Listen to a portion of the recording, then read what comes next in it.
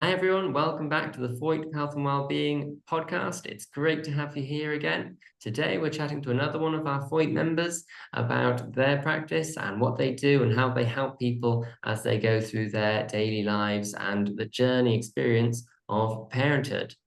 Anne-Marie Pereira is a fertility and emotional healing expert with over 6 years of working with women facing fertility challenges and the emotional exhaustion that they experience as they go through that process. She has started a company, Free In Fertility. That's Free In Fertility. And she looks at the emotional experience of going through trying to become parents and helps women to accept the situation and to go through it, relaxing into it, knowing that they will be able to manage it in due time if they let their body accept the whole process and go through it well. She gives an integrative approach that helps women restore balance, rebuild trust in their body, especially if they've lost that, when they don't think that they can manage it, and help them go through the experience of profound changes within just a few weeks of working with her, building on all the experience she's had working with many different women over the 6 years that she's been working in this area. So let's go and have a chat with Anne-Marie and learn a bit more about fertility and the emotional experience that it is for a mother and prospective mothers as they try to have children. First, thanks a lot, Andrew, for having me here today and giving me the opportunity at a so intense time of the year to be chatting a bit with you about fertility. So, what brought me to this work was really the aim to help women and thinking of women as a whole. It was the main moment in a woman's life that I thought it could really give some help. So I started my work mainly with women, and step by step, I saw more and more women needing this help around fertility challenges and also diagnosis like unexplained infertility. And bits by bits, I specialized myself in helping women in this moment where it's such turmoil of emotions and they need some kind of guidance to be able to deal with all of these emotions. So that's why I step by step became specialist in this area specifically for women. Gotcha, that makes sense. Yeah, because it's a huge thing. I mean, everyone dreams about having their own child and being able to raise them and bring them up. But for many people, it's a difficult thing when it comes to that point where they actually try and have a child, they discover they can't or they can't yet for whatever reason. I think I looked up one time and discovered that it's something like 1 in 3 couples or 1 in 6 couples that try, struggle, and don't manage it. I've got friends who tried for sort of 6 years and then finally had a child, and other people who have never managed it yet, and they keep trying. So it's the emotional strain and pressure of that can be huge. So having someone like yourself to go alongside them and walk through it with them, to have an open space where you can let out all of the emotion, because we often feel, I imagine, I mean, I've not tried to be a parent yet. I imagine that as a mother, especially, or as a prospective mother, there must be a pressure to feel like it's your responsibility to be able to produce. And the weight of that must be huge. What happens is that, we grow up and we have the idea, okay, when I have a job, when I have a relationship, then I can become a mother. And when we manage to have all of this apparently together, then it needs to be now. So I need to be a mother now. And I think it's very similar also to men. So, okay, now we have everything and okay, let's become parents now. And it doesn't happen when there's so much that has been done to get until this point that okay, we'll feel ready now, and it's not happening the first month, the second month, and more months and years and everything. So it starts to build up that pressure within within the self, but also with society. So, there's an expectation of society, an expectation of the parents that want to become grandparents, an expectation of, like other siblings that manage to get pregnant and I don't. And so the pressure builds up by itself. It really does. It really does. And because there's all that expectation which is a natural thing. Oh, you've gotten married now, or surely when are you gonna start having children? It's almost the next thing that people Yes. think of, and therefore it's the next thing they talk about. Rather than, okay, you're married now, how are you getting on in terms of you two as a couple learning to live a new life and a new chapter as one entity, one unit? Mm-hmm. It's a hugely different, it's a different thing. I mean, I after I got married, a friend said, oh, they can be a real blessing and a real joy in having a baby straight away. And I think she referred to sort of honeymoon babies. And I thought, oh, I'd never heard of that before. Okay, fair enough. But for some people, it can be good just to have a breathing space, a period of time to get to know each other and become confident and comfortable as a unit, as a couple, as a new family unit, before you then start having children in the safety and security of that family. Because for a child growing up, having a safe and stable environment where the parents are safe and secure and emotionally strong makes a huge difference for them. That's huge. Yes. And so your role as an emotional support, emotional healing expert is really, really strong and really important, because it can help the mothers and prospective mothers as they prepare for that to become secure, become calm. I think I read somewhere on one of your pages that you like to give an integrative approach to help women restore balance and to rebuild trust with their own bodies, which was an interesting phrase. It just sort of struck me, trusting your own body, because of course, if you're trying to have a child and you haven't managed it yet, the immediate thing can be almost a feeling of guilt, that is there something wrong with me? Mm-hmm. And so how do you sort of take people through that process of being able to trust themselves and know, actually, it's okay, we don't have to pressure ourselves in that way?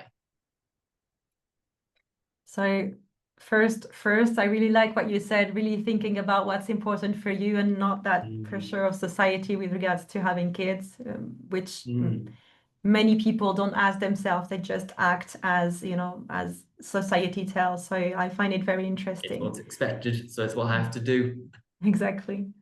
And coming back to my work, what I've seen is that women that are on this wheel of fertility, they have come to a point after seeing so many doctors, so many clinics, trying so many analysis tests and everything. They come to a point that somebody knows better than I do about myself. Somebody knows what's the next step that I have to take. And I don't know. I don't know about my body anymore. I don't know what it can do, what it can't do. I don't trust it anymore. And so I hand all of the knowledge about who I am and my body to somebody else that apparently knows better than I do. Right. And so there's such a pressure of perfection, doing everything, trying the diet, the supplements, so they've already been on when they come to me, they've already been on such a journey, and it's so heavy of so many things that needs to be done. Right. Yes. That they've handed all of this knowledge to somebody else, and it's like they don't really know. If I ask them, what do you like? What do you want? How do you project yourself? They can't do that anymore. It's like they're surviving every day, doing all of the recommending things that need to be done for this to work, but there's no space. There's no space for nothing else. And we know that life grows where there is some space. So what I do with them is going back to creating some space, mental space, and also within the body for something new to come in. And it also goes through trusting themselves again. So, okay, the doctor will will give me some orientation. Obviously, I need to look at what I eat, what I drink. I need to move my body. I need to do some analysis. All good. But I know also what's good for me. And I orientate them so that they start asking also this question. And the first step that we do is, so I use hypnotherapy as a technique in my work. Okay. And the first thing that we do to create this this shift is to ask the body, why is this happening? And we go to that understanding of answering that question, which is, okay, why is this happening to me?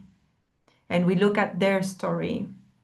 And through looking at their body in a different way, okay, this is happening, this challenge has come up because of whatever happened to me in the past when I was a child, or even today I work also within the female lineage of the family, because sometimes it can go as far as, you know, mothers, grandmothers.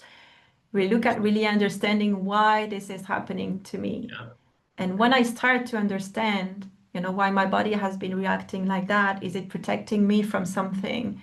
Is it seeing pregnancy as something that could be dangerous, Right. which looks very strange, right? But this happens. Then my body will try to protect me in all the ways it can. Okay, so if the body thinks, say, wait a second, we're not safe right now, it's not secure, therefore the body will just say, this isn't time to get pregnant, and will actually... It will contract. Yeah, it will contract. It will tighten, and then nothing happens. I see. Okay, so your emotional state of feeling secure and safe in your work environment, your home environment, your relationship with family, your relationship with society, as we've discussed, but also your body's just knowledge that actually going through the experience of pregnancy, because the body is prepared for it. The uterus and the womb are there, they know what they got to do. But if they know, hey, wait a second, the whole body is stressed and tense and it can't actually accept that, it's going to say, no, this isn't the right time. Interesting. Yeah, so trusting the body's built-in systems and functions of self-protection and self survival. Exactly. Because if you look at it, yeah. Yes, if you look at physiologically, everything starts in the brain. So the message for the body to function, for the hormones to be released, and for the body to function are given through the brain. So if the message is we're not safe, we're in danger, it will give me what I need to run. It won't give me what I need to have a baby, right? Got But you. this is as simple as that. And I know that women hate it online when, you know, we hear some messages that say, because I like to go on socials and see what women are sharing, what they say. And they say, yeah, it's not as simple as, you know, rest and you'll get pregnant, or go on holiday and you get pregnant. And at the same time, every time somebody gets to know me and asks me what I do, they tell me a story about a friend that, you know, changed jobs, moved to the countryside, and suddenly got pregnant after a few months. So I don't mean that's the only solution, but it's part of it. It's part of it. And really, we really need to look at stress as a hidden reason why maybe the body is contracting and protecting ourselves because it's not the right moment. Now you need to focus on feeling safe and feeling good. And it can be, as you were saying, can be the environment, it can be the job, it can be the relationship, it can be anything that creates this contraction within. Interesting. That makes sense, because yeah, just if the cause, if the root issue is the body saying we're not safe, therefore we can't do it now, then a change like moving, like having a different job, just the old saying, a change is as good as a rest. You give the body a space to say, oh, something's different, actually. It's maybe we're in a safe space now. Whereas with anything, if you keep doing exactly the same thing, I had a report I had to write the other day, and I did the same sort of process of going and sitting down and just thinking, okay, I'm going to go on with that first, and then that, and then a couple of hours had gone by before I even started working on the actual important thing that I needed to do. And at the end of the day, why was I surprised that I hadn't got as much done as I wanted to? If you do the same thing, you can't complain or be surprised for having the same results. So in terms of the emotions of this and how that pressure can sort of build up over time, as family might expect a child, then it hasn't happened for a few months, and then a couple of years.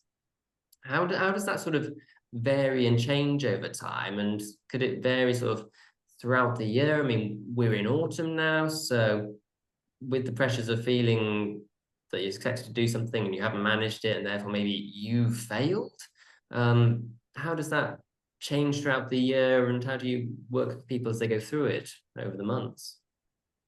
When we were chatting right around how could we give women some hope within this end of year, I thought it was the right topic to touch on in this moment of the year, because it magnifies everything. Like when we come to November, December, we start to, all of us, ask ourselves, the should have, what I said I was going to do and I didn't, and the not yet.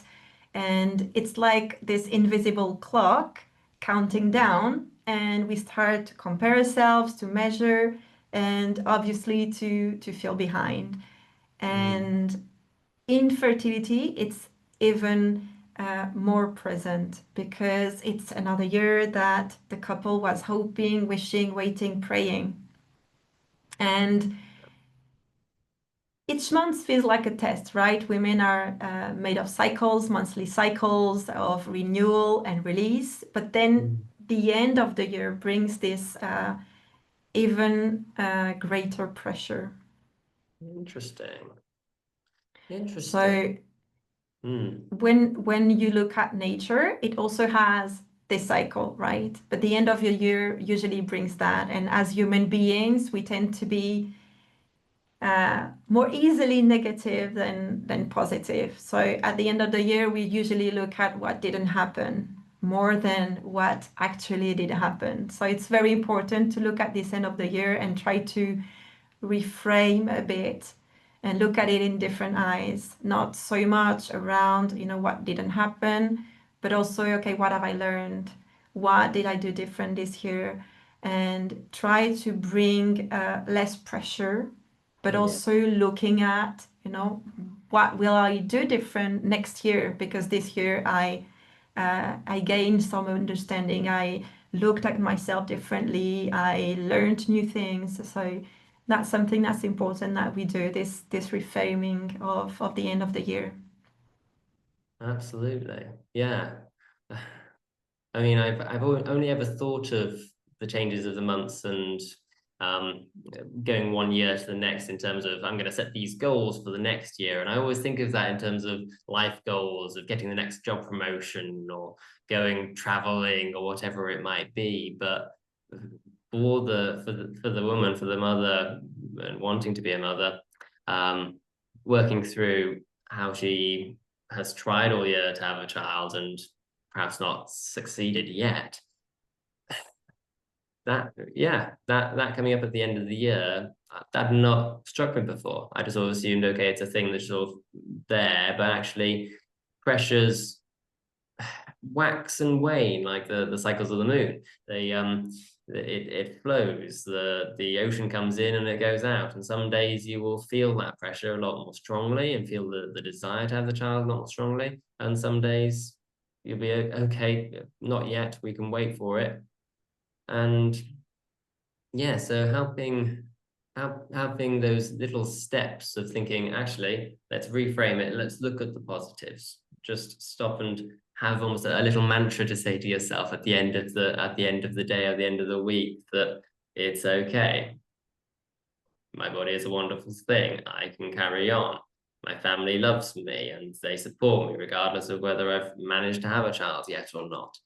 and having open communication. I've always struggled sometimes with being open and communicating about the difficulties in life, whether that's work or relationship or whatever it is. But I imagine, I assume, correct me if I'm wrong, that that can also be a great help to a woman as she's going through that process of speaking openly with the prospective father and with other people around her to say, hey, this is what I'm going through. Is that a good thing, or is it better to sort of not dwell on it, not focus on it, and to discuss other things? I think it will really depend. So I was going to say, like, you made me think also, like the end of the year, it's usually when we're gonna see again family that we haven't seen for a year. So all those questioning, all those, okay, what's happening? What has happened? When is it going to happen?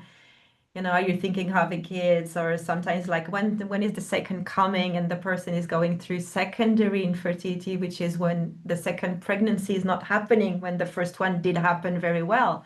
Then this is a moment where, you know, we're dreading all of these questions. We're dreading seeing family again.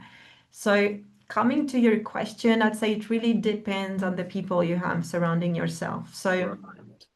obviously within the couple, it's very important to keep the communication, because this journey can be such a pressure that the couple can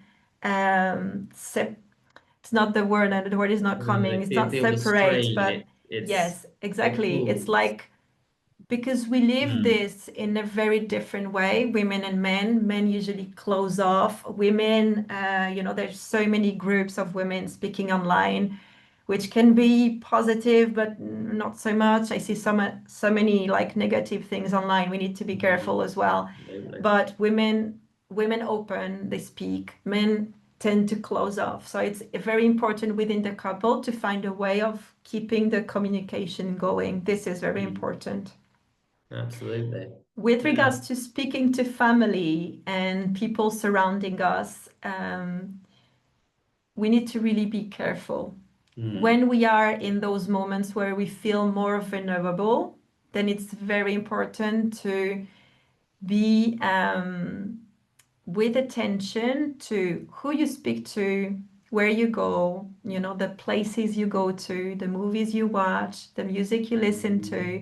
Yeah. So when I work with women, I really ask them to ask themselves all of the time, is this supporting me or not? Because Right. if I listen to music that is profoundly depressing, is it going to help me?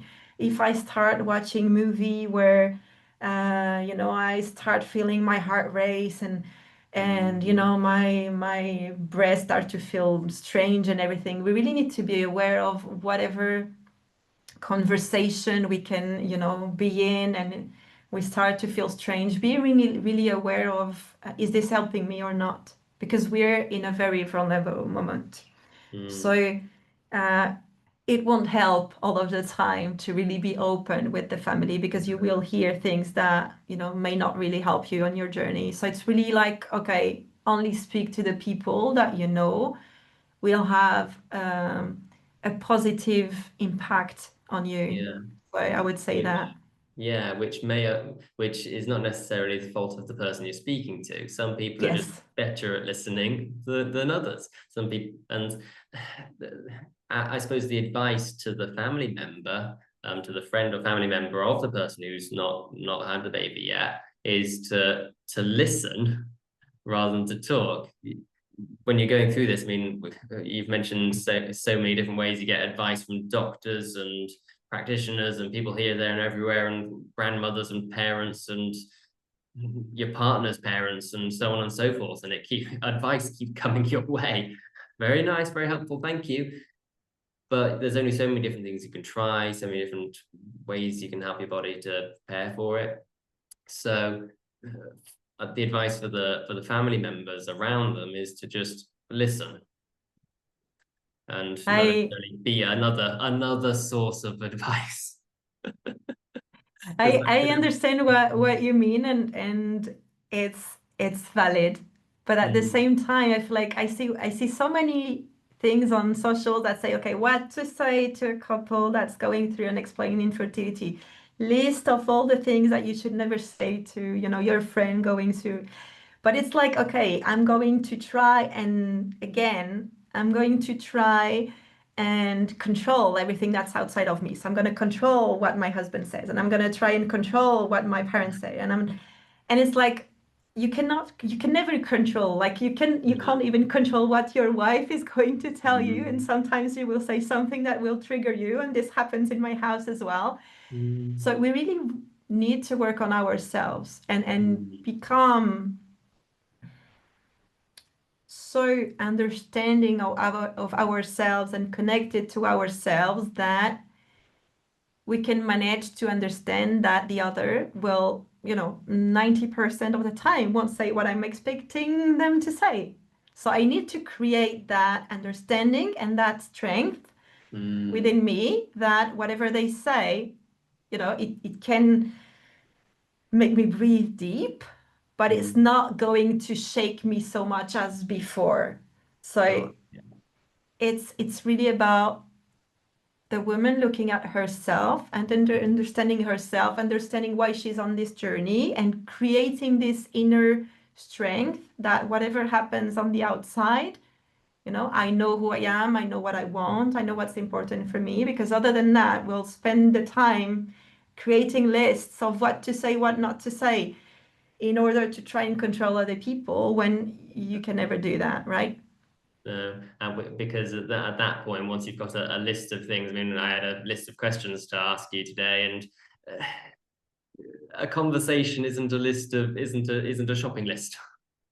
And a conversation with someone that's going through something difficult shouldn't be a shopping list of do's and don'ts, because that's not relationship. That's not interaction on a human level. That's interaction as you would do with a chatbot. It's sort of, I need this car insurance, please.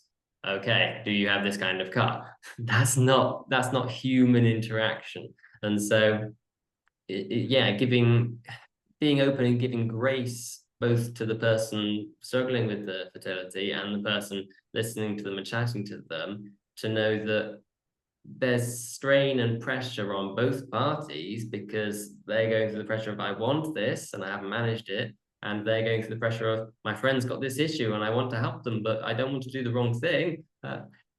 Giving grace that, okay, we're not going to say the perfect things, and if we just both need to spend 10 minutes over our coffee together or over our chai latte or whatever we do if we meet up in a cafe, to just sit and just know that we're here, that we care for each other, and we're there supporting each other. Yeah. And if we I'm with you, listening is the best thing, basically. Yeah. And being present. To be present and just say, hey, I want to support you, I love you, I want to support you, I'm there with you, I'm going to try and encourage you. If I say the wrong thing, just know I don't have the words, but I'm here with you. I suppose that's the best thing we can do for someone going through something. Yeah.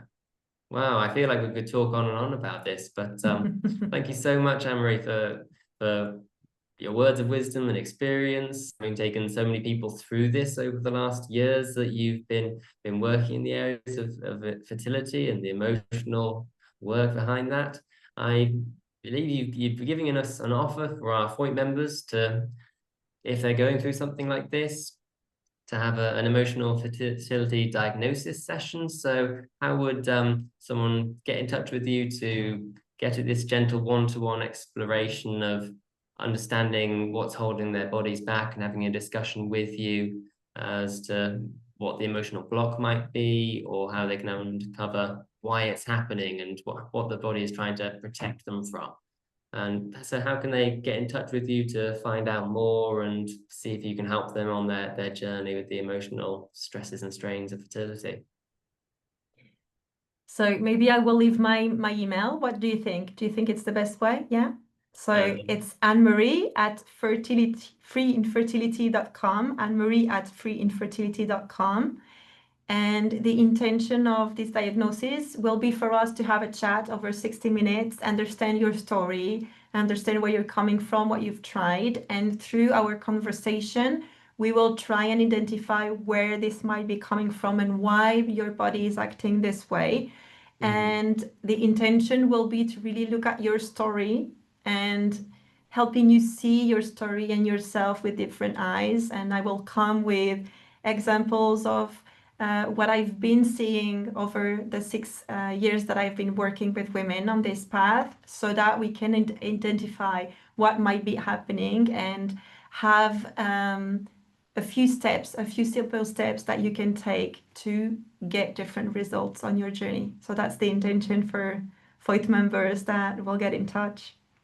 Wonderful. Perfect. Well, thank you so much, Anne-Marie. It's been great speaking with you. We look forward to reading more articles from you in the months and years to come. And we hope that this will be a great opportunity for many women out there to get in touch with you and have the support that they need, whether they're going through that process right now, or I imagine even if someone's given up and been trying for years, and now you can help them with the emotional thing of looking back and moving on with their life. So we hope it's helpful for people, and we look forward to connecting with you again soon. Thanks so much.